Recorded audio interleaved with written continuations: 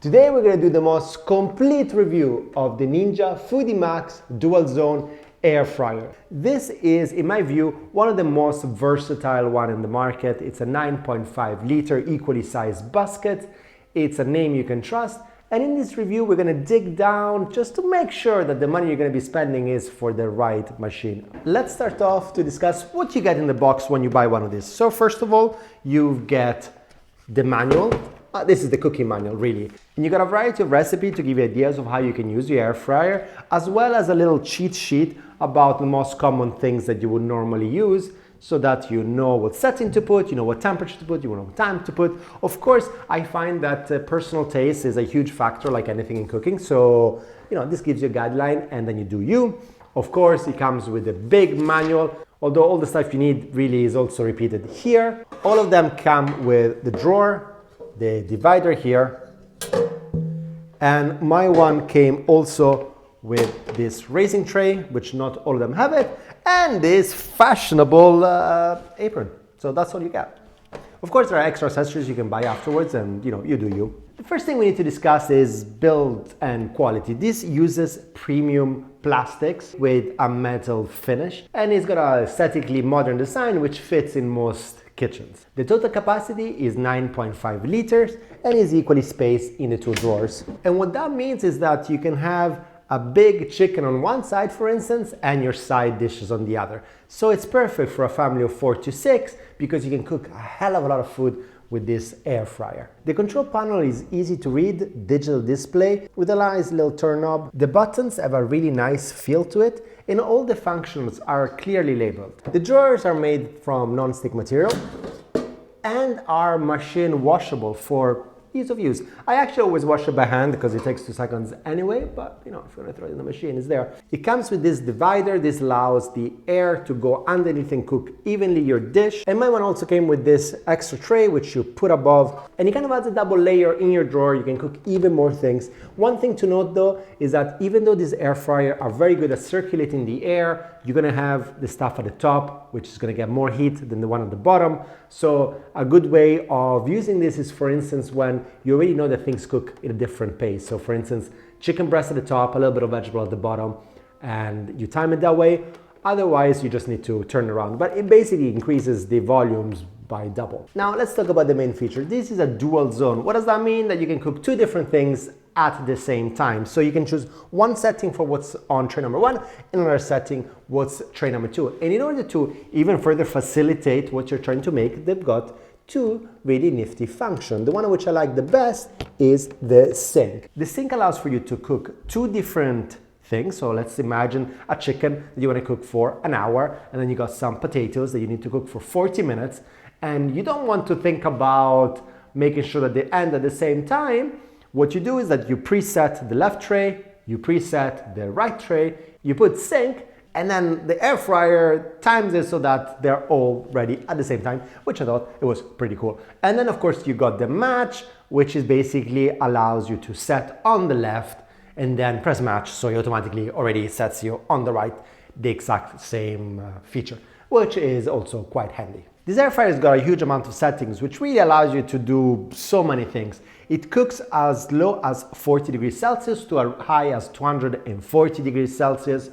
And that means that you can do slow cooking, dehydration, as well as air frying or frying from frozen. And the settings allow you to optimize for that specific cooking time. You got 6 cooking settings which optimize not only the temperature, but also the air vent, which in this air fryer you cannot manually change it yourself, but you can adjust it through the settings. And let's quickly go through the settings, how they're used, and what actually the machine does for all of them. And I'm gonna read them because my memory is not that great. First one, max crisps. That's designed for rapid and high temperature cooking, such as chips directly frozen or chicken nuggets, basically anything which is frozen, you just chuck it in here. That setting launches the fan at maximum speed and it cooks at 240 degrees Celsius. So basically it's the booster of settings in the air fryer. Then you got the air fryer setting. That's a healthier version of frying. It circulates hot air around the food so that you get the maximum crisp without using too much oil, and it's used for when you make fries, chicken wings, or vegetables. Then of course you got the roasting. In the roasting, the air vent creates a uniform heating and replaces your normal kitchen oven, and it's fantastic for things like a whole chicken or even vegetables there as well. And for instance, when you make chicken, you'll see that it takes about half the amount of time that you would normally use in a kitchen oven, so that's pretty handy when we're hungry, right?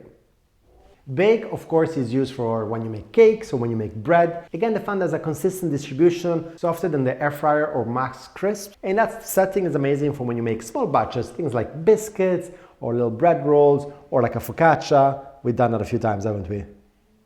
And then you got the reheat setting, which is a setting you think you might not need, but actually is pretty amazing. Because when you reheat things like a pizza, if you do it in the microwave, it becomes soggy and pretty gross. This one instead warms up your food, but without making it too dry. So it's got quite a static air vent that allows for the food to heat up and maintain some of that crunchiness. Therefore, your second experience is not that far off from the first time you had that food.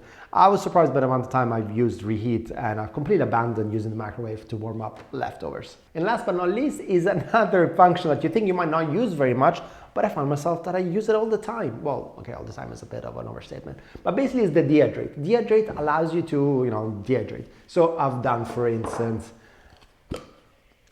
chili. It's great when you buy lots of chili, you dehydrate them in a few hours and then you use it for your cooking. I've also dehydrated oranges for when you make cocktails. Now it's approaching Christmas, so it's great.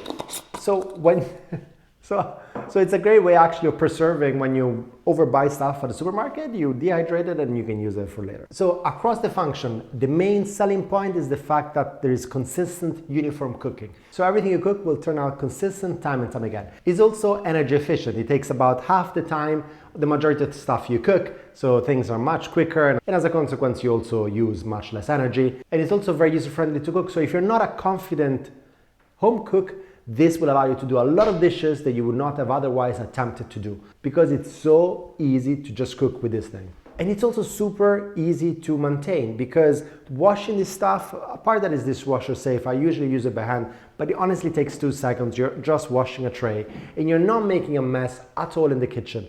You also don't make a mess when you cook things that generally are a bit smoky. Say you want to cook a burger for the kids. When you do it in the kitchen, you smoke up the kitchen. When you do it here, there's no smoke that comes out. So from my user experience, cleaning up, life-changing. But now let's talk about the negatives.